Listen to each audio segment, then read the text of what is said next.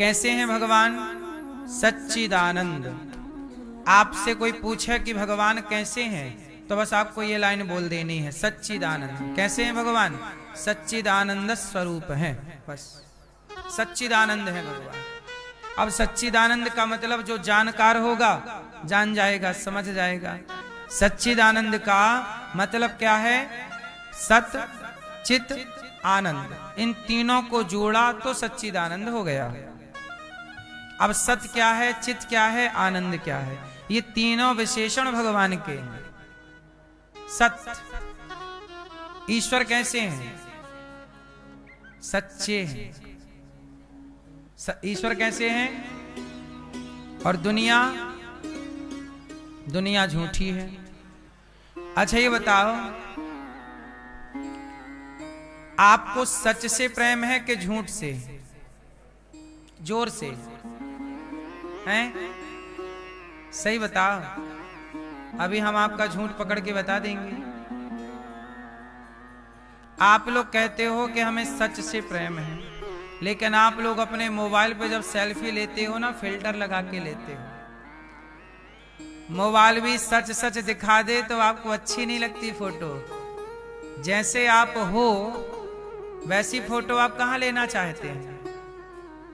थोड़ी गोरी सी आए, थोड़ी और अच्छी सी आए, तो आप तो फोटो भी झूठी लेना चाहते हैं, और उस झूठी फोटो में आप बड़े खुश होते, देखो कितनी अच्छी आई।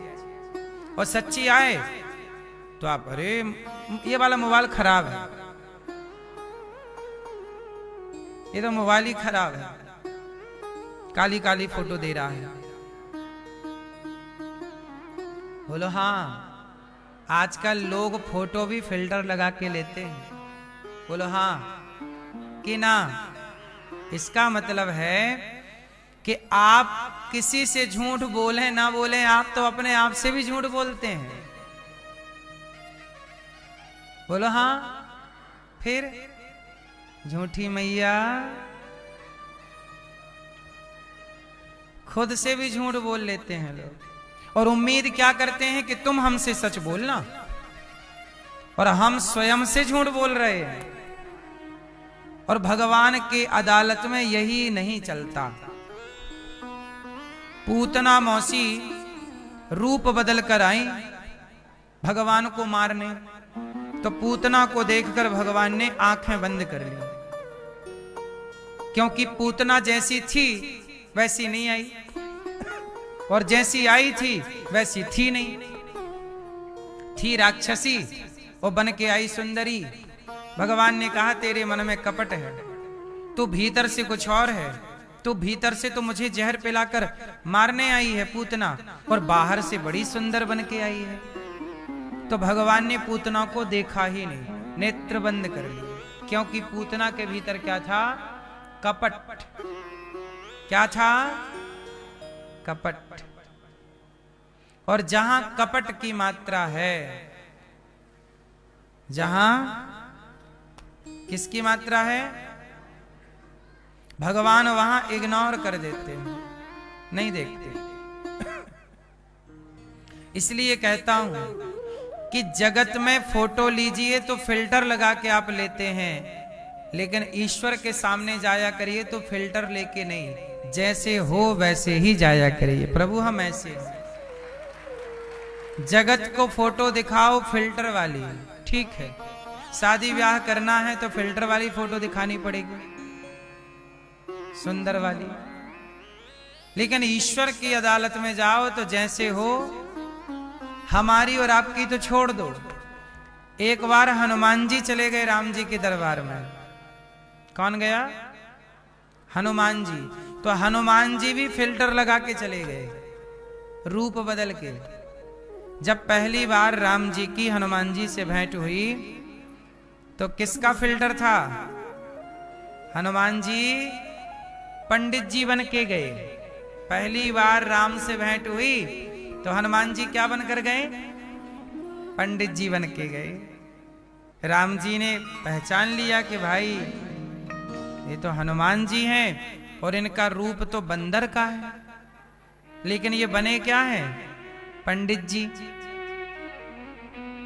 हनुमान जी उस बनावटी रूप से राम को नहीं पहचान पाए। और जब पहचान गए हनुमान जी तो चरणों में गिर पड़े, प्रभु क्षमा, आप भगवान हैं, मेरी गलती हो गई। राम जी ने, हनुमान जी चरणों में पड़े थे, राम जी ने उठाया नहीं। हनुमान जी बोले, प्रभु आप तो बड़े दयालु हैं, पापी से पापी पर दया करते हैं, मैं तो आपका भक्त हूं, चरणों में पड़ा हूं और आप देख भी नहीं रहे। हनुमान जी समझ गए कि थोड़ा मेरे से गलती हो गई। क्या गलती हो गई? फिल्टर लगा लिया। पंडित जी बन के गए श्री हनुमान जी। फिर तुरंत हनुमान जी ने अपना रूप बदला और जैसे थे बानर के रूप में वैसे ही चरणों में गिर पड़े। राम जी ने उठाकर हृदय से लगा लिया, आओ हनुमान, तुम बंदर हो तो बंदर के रूप में ही आओ, मैं स्वीकार करूंगा। तुम सांवले हो, सांवले ही आओ। तुम गोरे हो, गोरे ही आओ। ठिगने हो, ठिगने ही आओ। तुम जैसे हो वैसे ही आओ। अब तुम हो कुछ और मंदिर में बन के कुछ और जाते हो। लोग मंदिर भी जाते हैं ना, बड़े सुंदर टिप टॉप होकर के जाते हैं, लेकिन भीतर क्या है? छल कपट। क्या बाहर की पोशाक ईश्वर देखते हैं कि भीतर का रूप देख रहे हैं? भगवान के आगे तो बनावटी ना बनो। जिसने तुम्हें बनाया है उसे क्या बनाओगे तुम? तुम्हारे अंदर बाहर की सारी बातें जानता है वो। हाँ, क्या दिल में तुम्हारे है सब जानता हूँ मैं। क्या कर्म तुम्हारे हैं पहचानता हूँ मैं। तू मेरे वचन से चलेगा, तू मेरे वचन से चलेगा, तकदीर बना दूंगा। तुम 2 कदम चलो, मैं 10 कदम चलूंगा। ये कह रहे हैं कि तुम 2 कदम चलो, मैं 10 कदम चलूंगा। और तेरी डूबती नैया का माझी बन जाऊंगा। तू छोड़ दे चिंता को, आंधी को रोक लूंगा। तू रख ले मुझ पे भरोसा, तू रख ले मुझ पे भरोसा, नैया पार लगा दूंगा। तुम 2 कदम चलो, मैं 10 कदम चलूंगा। तू आगे चलता जा, तेरे पीछे मैं चलूंगा। तू थक भी गया राहों में, मैं तुझको उठा के चलूंगा। हर वक्त हर घड़ी मैं साया बन के चलूंगा। तुम 2 कदम चलो, मैं 10 कदम चलूंगा। भगवान चलने को तैयार हैं, पर आपकी शर्त क्या है कि आप भगवान के पास जाइए तो फिल्टर के साथ नहीं, जैसे हो वैसे। जगत से कपट करोगे, जगत से झूठ बोलोगे, जगन्नाथ से क्या कपट करोगे, क्या झूठ बोलोगे? इसलिए मेरी माँ संसार के साथ जो व्यवहार करते हो वही व्यवहार भगवान के साथ रिपीट मत करिएगा। इसलिए कहता हूं कि संसार में भी व्यवहार ऐसा ही करो कि जगत के किसी प्राणी के रूप में भगवान ही आ जाए, तो व्यवहार ऐसा हो कि भगवान को पसंद आ जाए। हाँ, पता नहीं किस रूप में आकर नारायण मिल जाएगा। निर्मल मन के दर्पण में वो राम का दर्शन पाएगा। पता नहीं किस रूप में आकर नारायण मिल जाएगा। पता नहीं, अच्छा मैं आपसे व्यवहार करूं और गलत करूं तो हो सकता है आपके रूप में भगवान ही हो, तो व्यवहार आपसे थोड़ी गलत हो गया, वो तो भगवान से हो गया।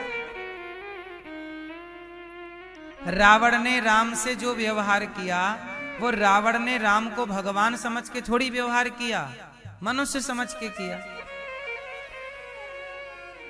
क्या समझ के किया? लेकिन वो इतना बड़ा ज्ञानी ये ना जान पाया कि ये नहीं, मनुष्य नहीं है, ये तो साक्षात भगवान है। लेकिन व्यवहार उसने वैसा किया जैसा व्यवहार एक मनुष्य दूसरे मनुष्य से करता है। इसलिए कहता हूं, किसी से व्यवहार ऐसे मत करो कि हम मनुष्य से व्यवहार कर रहे, बल्कि व्यवहार सबसे ऐसे करो कि हम भगवान से व्यवहार कर रहे हैं। सब कुछ हर रूप में सिया राम मैं सब जग जानी, करहूं प्रणाम जोरी जुग पानी। ना जाने किस रूप में नारायण मिल जाए। दुर्योधन जो व्यवहार कर रहा था, वो भगवान कृष्ण के साथ ऐसे व्यवहार कर रहा था जैसे किसी मनुष्य से कर रहा हो। क्या पता उसे किस रूप में भगवान है? बोलो हाँ कि ना।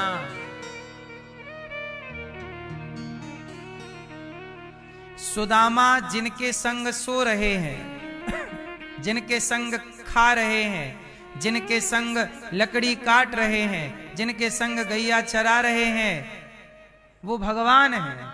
इसलिए सुदामा ने कृष्ण के साथ वही व्यवहार किया जो एक भक्त भगवान के साथ व्यवहार करता है। इसलिए सुदामा जी बचपन में दोस्ती किए, पर आखिरी में जब मिले तो उन्हें गिलानी नहीं हुई कि मैंने इनके साथ गलत व्यवहार किया। आज मैं आपके साथ गलत व्यवहार कर दूं और 4 साल बाद मिलूं तो गिलानी होगी कि मैंने कभी आपके साथ गलत व्यवहार किया था। इसलिए मैं ये सोचकर व्यवहार क्यों करूं कि आप कोई व्यक्ति हैं, ये सोचकर व्यवहार करूं कि आप में भगवान हैं। हाँ,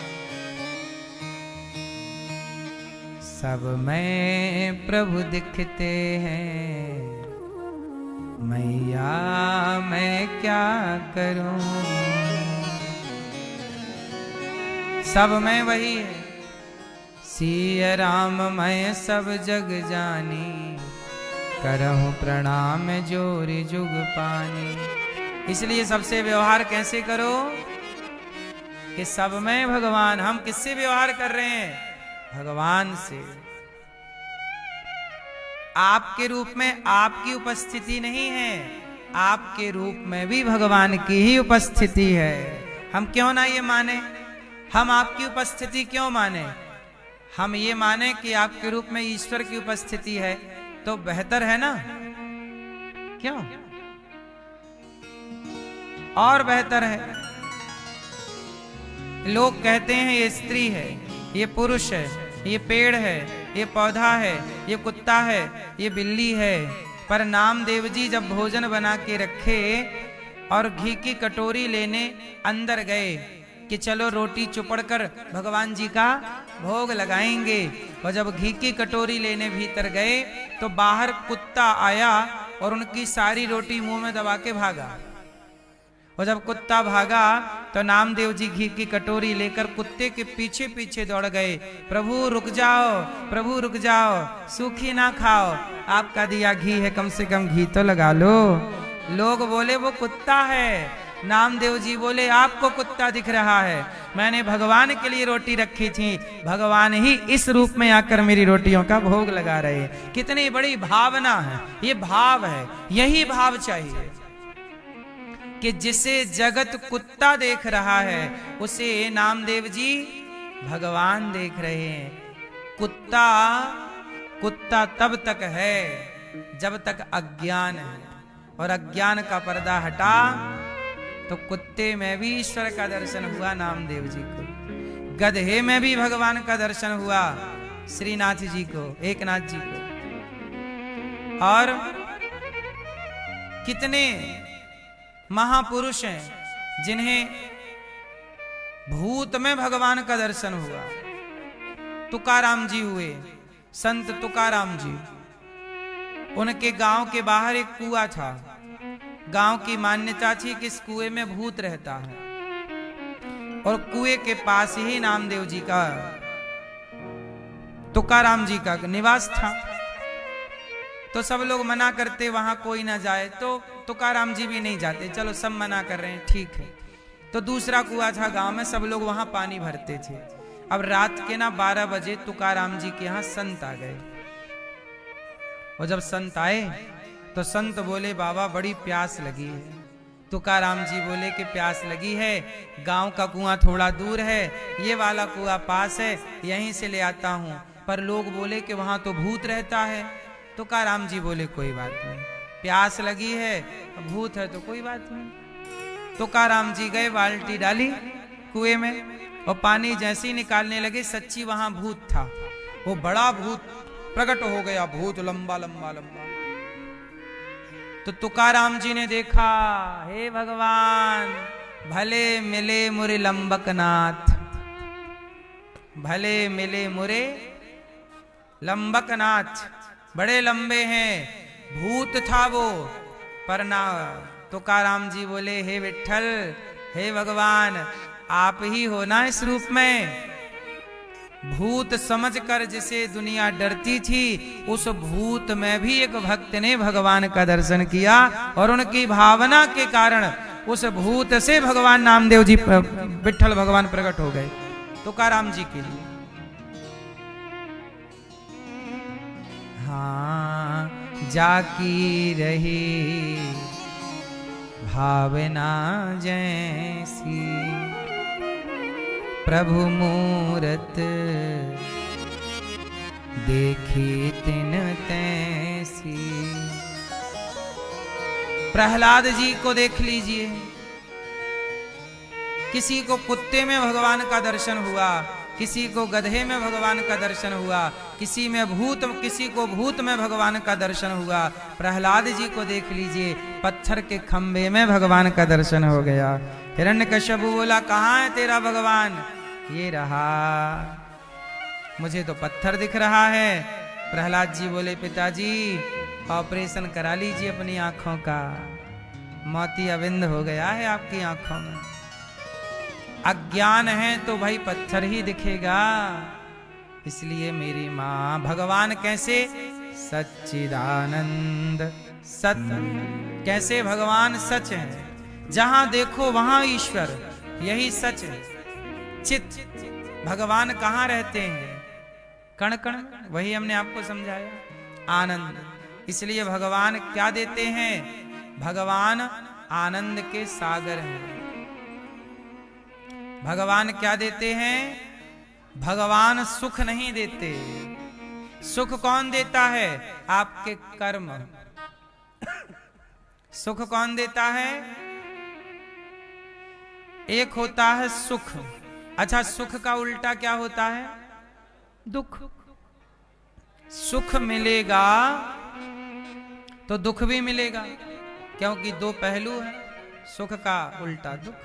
सुखी जो आज है, दुखी भी वही होगा। आपने अच्छे कर्म किए तो सुख मिला, बुरे कर्म किए तो दुख मिला। तो कर्मों से सुख दुख मिलता है, पर जब भगवान की कृपा हो जाती है तो सुख नहीं मिलता, फिर आनंद मिलता है। और आनंद का उल्टा कुछ नहीं होता। सुख का उल्टा दुख हुआ, बताओ आनंद का उल्टा क्या हुआ? आनंद का उल्टा कुछ नहीं है। इसलिए आनंद में रहो, और आनंद में आज वही हैं जिन पर भगवान की कृपा। आपके कर्मों का जो फल है वह सुख दे सकता है, वह आनंद नहीं दे सकता। लेकिन भगवान की शरणागति हो जाए, समर्पण हो जाए, भगवान काम करते रहिए, आप भगवान को याद रखिए, फिर आनंद मिलेगा, और ये आनंद अखंड रहेगा। आनंद चाहे पेड़ की छांव में रहो, चाहे महलों में रहो, हर समय आनंद है। भगवान की कृपा जब होती है तो फिर वस्तु की कीमत नहीं रह जाती। बात समझिए ना, छोटा बच्चा है तो छोटे बच्चे के लिए ना खिलौने की कीमत है, वो खिलौनों के लिए रोता है। बोलो हाँ, नाम मिलने पर रोता है और आपसे गुस्सा हो जाता है। बोलो हाँ, कई बार मां से गुस्सा हो गया बच्चा, मतलब मां से नाराज हो गया, किसके लिए? खिलौने के लिए। वो खिलौने को ज्यादा महत्व दे रहा है। बोलो हाँ। लेकिन वही छोटा बच्चा जब बड़ा होता है तो फिर वही उस खिलौनों से नहीं खेलता। अरे कहां मैं भी पड़ा था खिलौना। एक छोटा सा बच्चा लॉलीपॉप के लिए कितनी मशक्कत करता है, और लॉलीपॉप मिल जाने पर ऐसे खुश होता है जैसे सब कुछ मिल गया। बोलो हाँ। वही बालक जब बड़ा हो जाता है तो उसे लॉलीपॉप तुच्छ लगने लग जाता है, खिलौने तुच्छ लगने लग जाते हैं। जैसे छोटे बच्चे को लॉलीपॉप और खिलौनों के लिए कभी रोता था, तड़पता था, बड़ा हो जाने पर कोई कीमत नहीं रह गई उसके लिए। बोलो हाँ। उसी तरह ये संसार का हर सुख केवल खिलौना और लॉलीपॉप की तरह है। जिस दिन भगवान को आप समझ जाओगे, पालोगे, उस ईश्वर के आगे संसार का हर सुख खिलौना है। अभी हम बच्चे हैं इसलिए संसार के खिलौनों में उलझे। ये पद क्या है? पद का एक खिलौना। कई लोगों को पद चाहिए, पद के लिए मरते हैं। पद खिलौना है, प्रतिष्ठा खिलौना है। बच्चा क्या है? एक बच्चा चाहिए महाराज, बच्चा खिलौना है। आप लोग खिलौनों के लिए, कोई कहता है ब्याह नहीं हुआ, स्त्री चाहता है, पुरुष चाहती है, ये संसार का सुख, कोई पैसा चाहता है, ये सब जगत के खिलौने हैं। ये खिलौने आज आपको अच्छे लग रहे हैं, पद का खिलौना, पैसे का खिलौना, लेकिन एक टाइम बाद ऐसा आएगा कि सारे खिलौने बेकार होंगे। आप मस्ती से कंधों पर लेट के जा रहे होंगे शमशान। सारे खिलौने आपके यहीं छूटने हैं। जिन खिलौनों से खेलते रहे वही, उन्हीं में से कुछ खिलौने आपको शमशान तक पहुंचाएंगे। बोलो हाँ कि ना? जला देंगे, जल जाएंगे आप, खिलौना खत्म। फिर आगे की यात्रा कुछ और है। इसलिए सच्चाई यही है कि इन खिलौनों में ज्यादा उलझो मत। क्यों? भगवान सबसे बड़ा धन है। कहते ना, किसी के कान में हीरा, किसी की नाक में हीरा, क्या कहें हम आपसे, हमारे तो श्याम है हीरा। ये हीरा है, बाकी तो सब जीरा है। ऊंट के मुंह में जीरा, कहावत सुनी होगी।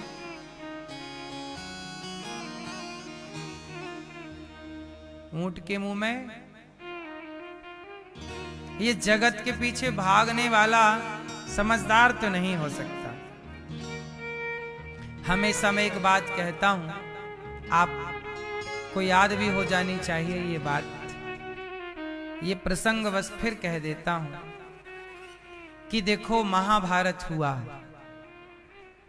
किसके लिए हुआ? जमीन के लिए हुआ। पांडव 5 गांव मांग रहे थे। दुर्योधन बोला मैं सुई की नोक बराबर भी नहीं दूंगा। जिस जमीन के लिए महाभारत हुआ वो जमीन आज भी जहां की तहां पड़ी है, लेकिन उस जमीन के लिए लड़ने वाले कहां गए किसी को नहीं पता।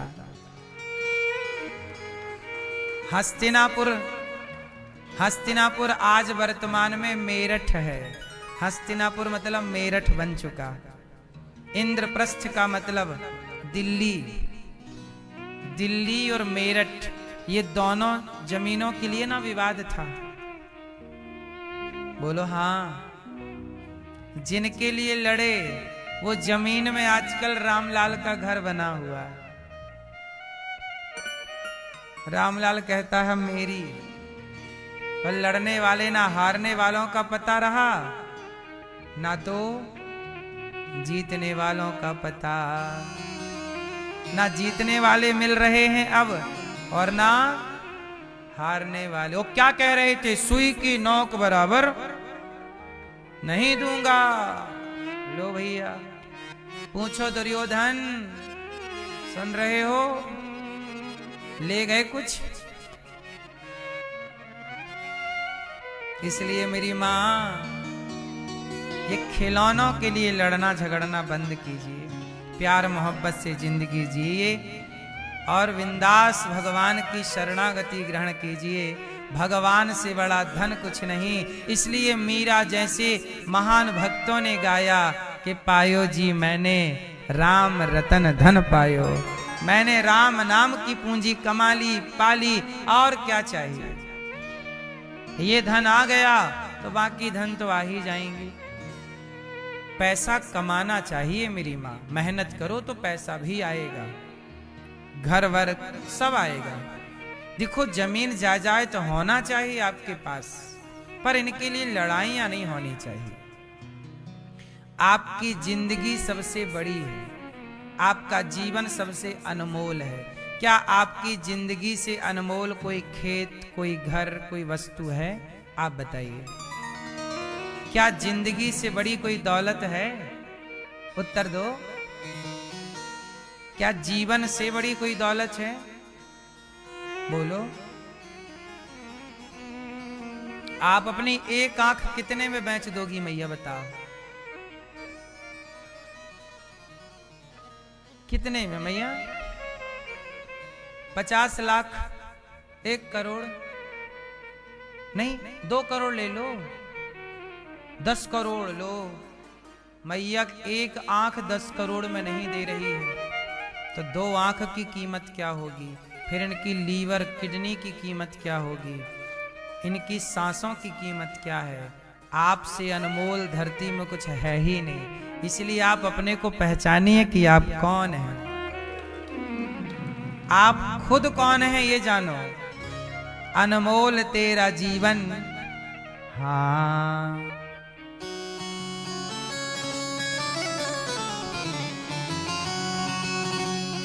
अनमोल तेरा जीवन, अनमोल तेरा जीवन, यूं ही गवा रहा है। किस ओर तेरी मंजिल, किस ओर जा रहा है। अनमोल तेरा जीवन यूं ही गवा रहा है, किस ओर तेरी मंजिल, किस ओर जा रहा। इसलिए कहता हूं, अभी भी मेरी मां भगवान के चिंतन में लग जाओ। आप कितना भी कमा लो, खाना किसी और को है ना। जीवन सबसे अनमोल है। हाँ अनमोल तेरा जीवन, यूं ही गवा रहा है। किस ओर तेरी मंजिल, किस ओर जा रहा है। अभी भी मौका है, जीवन यूं ना गवाइए, चिंतन भगवान का हो।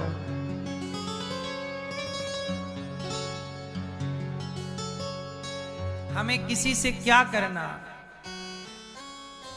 दुनिया से सहारा क्या लेना, बस तेरा सहारा काफी है।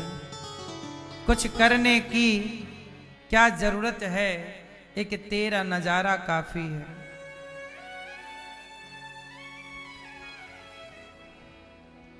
लोग कहते हैं ना कि हम तुम्हारे, छोड़ कर संसार जब तू जाएगा, कोई ना साथी तेरा साथ निभाएगा। है ना? कोई कितना भी कहे हम तुम्हारे, पर आपका कौन? तूने प्रभु का भजन किया ना, सत्संग किया न 2 घड़ियां। तूने प्रभु का भजन किया ना, सत्संग किया न 2 घड़ियां। यमदूत पकड़ कर तुझको फिर डालेंगे हथकड़ियां, कौन छुड़वाएगा? कोई न साथी तेरा साथ निभाएगा।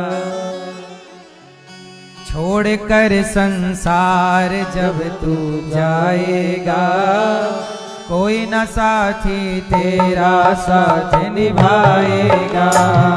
छोड़ कर संसार जब तू जाएगा, कोई न साथी तेरा साथ निभाएगा। छोड़ कर संसार जब तू जाएगा, कोई न साथी तेरा साथ निभाएगा। छोड़ कर संसार जब तू जाएगा, कोई न साथी तेरा साथ निभाएगा। दुर्योधन कहता था मैं सुई की नोक बराबर नहीं दूंगा, क्योंकि मेरा साथी कर्ण है, मेरी सेना बड़ी बलवान है, लड़ लो। बताओ, इतनी बड़ी सेना, इतने बलवान लोग लड़े, बचा पाया कोई? छोड़ कर संसार जब तू जाएगा, कोई न साथी तेरा साथ निभाएगा। छोड़ कर संसार जब तू जाएगा, कोई न साथी तेरा साथ निभाएगा।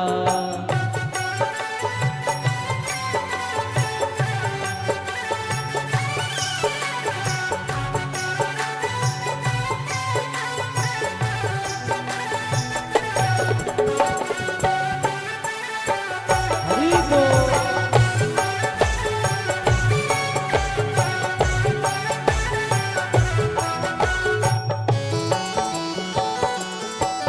तूने प्रभु का भजन किया ना, सत्संग किया ना 2 घड़ियां। तूने प्रभु का भजन किया ना, सत्संग किया ना 2 घड़ियां। तूने प्रभु का भजन किया ना, सत्संग किया ना 2 घड़ियां। तूने प्रभु का भजन किया ना, सत्संग किया ना 2 घड़ियां। यमदूत पकड़ कर तुझको फिर डालेंगे हथकड़ियां। यमदूत पकड़ कर तुझको फिर डालेंगे हथकड़ियां। कौन छोड़वाएगा, कोई न साथी तेरा साथ निभाएगा। छोड़ कर संसार जब तू जाएगा, कोई न साथी तेरा साथ निभाएगा।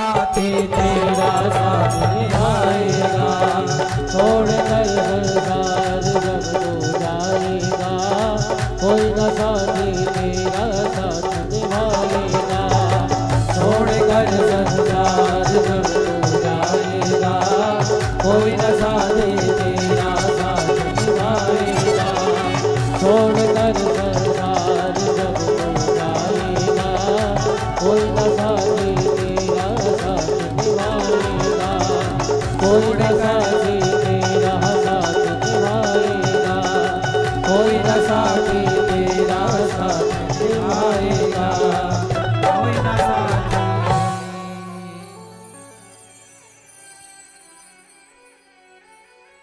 क्यों करता तेरा मेरा ये दुनिया रैन बसेरा, यहाँ कोई न रहने पाता ये 4 दिनों का डेरा, हंस उड़ जाएगा कोई न साथी तेरा साथ निभाएगा, छोड़कर संसार जब तू जाएगा, कोई न साथी तेरा साथ निभाएगा। तूने प्रभु का भजन किया ना, सत्संग किया न 2 घड़ियां, यमदूत पकड़ कर तुझको फिर डालेंगे हथकड़ियां, कौन छुड़वाएगा कोई न साथी तेरा साथ निभाएगा। इसलिए कहता हूं यहाँ के लिए बहुत कमा लिया आप सब लोगों ने, थोड़ा वहाँ की तैयारी करिएगा, क्योंकि यहाँ का यहीं छोड़ के वहाँ खाली हाथ सबको जाना है। पर सुना है कि खाली हाथ कोई नहीं जाता। क्यों? जो जाता है ईश्वर के घर वो खाली हाथ जाता है कि कुछ लेकर जाता है? क्या लेके जाता है? क्या? 2 चीजें लेकर जाता है जाने वाला। लोग कहते हैं खाली हाथ आया था खाली हाथ जाएगा, ये बात गलत है। ना तो खाली हाथ व्यक्ति आता है और ना खाली हाथ व्यक्ति, जो व्यक्ति यहां से जाता है वो पाप और पुण्य की गठरी लेकर के जाता है। या तो पाप लेकर जाओगे या तो इस धरती पे आप 2 चीजें कमा सकते हैं, या तो आप पाप कमाइए या तो आप पुण्य कमाइए, तीसरा कुछ यहां पे कमाने को नहीं है। तीसरा कुछ यहां पर कमाने को मेरी मां, आप क्या कमाओगे भैया? ओ मोबाइल वाले भैया, अब सुन लो। मैया बैठ जाओ मेरी मां, शांति से बैठो मेरी प्यारी मैया। या तो आप पाप कमाइए या तो आप पुण्य कमाइए। इसलिए कहता हूं जो कमा रहे हो वो देखते चलो, क्योंकि आप जो कमा रहे हो वही तो आपको मिलेगा। आप पाप कमाते हो तो आपको पापों का फल भोगना पड़ता है, कष्ट के रूप में, दुख के रूप में। फिर आप क्या कहते हो, भगवान तूने हमें बड़े दुख दिए। भगवान किसी को दुख नहीं देते। जो आपने पाप कर्म कमाए हैं वो पाप भोगेगा कौन? अवश्यमेव भोक्तव्यम कृतम कर्म शुभाशुभम। जो कमाया है भोगना पड़ेगा ना। पाप कमाए हो, पेड़ बोए बबूल का तो आम कहां से आए। अब जो तुमने पाप किया है, किसी को बेवजह सताया है, मार डाला है, उसे परेशान किया है, किसी से रोटी छीन ली, ये पाप जो कमाया है ये भोगना तो पड़ेगा ना। और जो आपने पुण्य किया है, किसी को भोजन कराया है, किसी को सहारा दिया है, किसी को खुशी दी, किसी को प्रसन्न किया, ये पुण्य भी आपको मिलेगा, सुख के रूप में मिलेगा। इसलिए कहता हूं मेरी मां, मन लगा के काम करो, पैसे कमाओ ईमानदारी से। आगे बढ़ना चाहिए पर किसी को धक्के मार कर आगे नहीं बढ़ना चाहिए। कई लोग क्या होते हैं ना कि दौड़ होती है, दौड़, तो दौड़ में क्या होता है, बगल वाला दूसरे को पांव मार देता है तो वो गिर जाता है कि ये आगे जा रहा, पांव मार दो गिर जाएगा, फिर अपन जीत जाएंगे। तो दूसरे को गिराकर, दूसरे को हराकर आप जीते तो क्या जीते, है ना।